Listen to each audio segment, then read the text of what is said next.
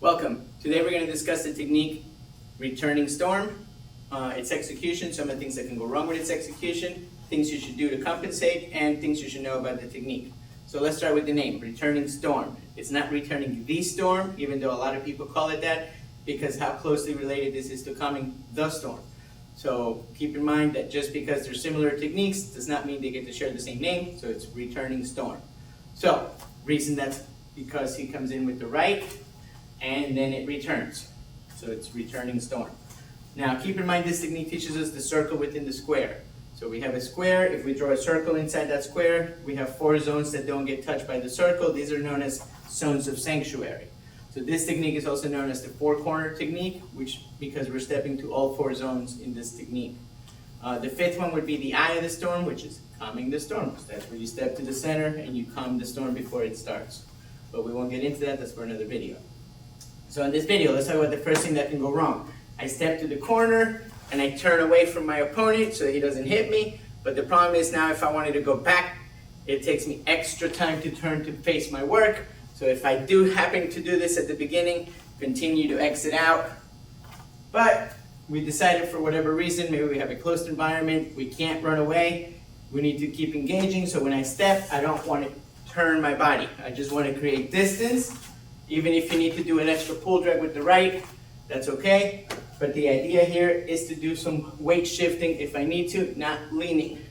So I don't want to be leaning, I want to shift my weight, or body English, depending on how you want to call it. Now keep in mind, if you notice what I did with my hands, I'm bringing my hands up immediately and turning them. I don't want to expose the front of my body, and I don't want to leave my head exposed as he's coming in with the stick. So I want my hands to be there just in case I misjudge how close he got with the stick.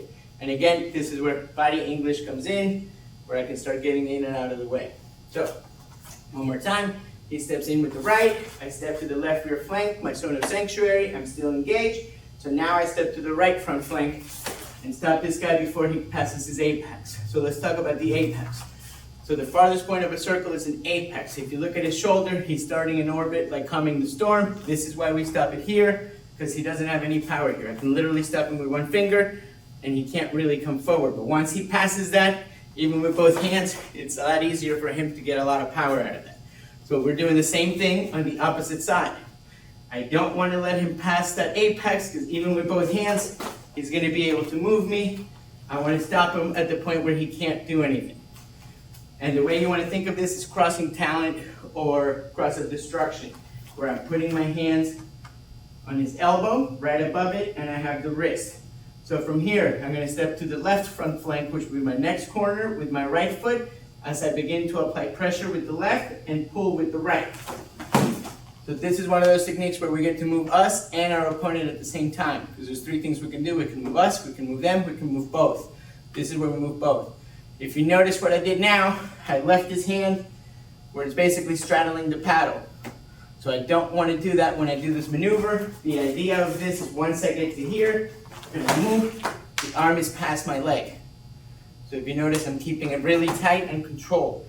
At this point, we're going to go to the final, which is the right rear flank. I'm going to deliver a front kick as I continue to have a check. At this point, I can strip the stick, and there's 2 ways I can do it. I can knock it out of his hand, or I can take it as I do the kick. Whichever you do, it's up to you. It doesn't matter. The ideal face doesn't deal with the stick. I just kick. And then what I want to do is an upper lifting back knuckle, where you're hitting with the knuckles.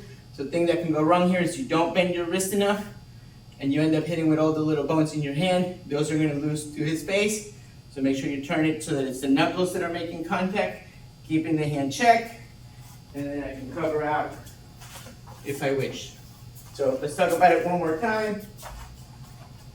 I step to the zone of sanctuary, hands are up, stop him before the apex, push, pull, control the stick. I kick to the groin, this time I strip the stick, and I'm going to end up hitting with the butt, or I can hit with the front part of the stick and cover out if you wish.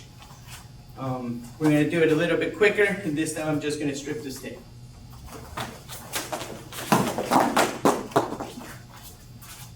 Up. We hope this video helps you. Thank you very much.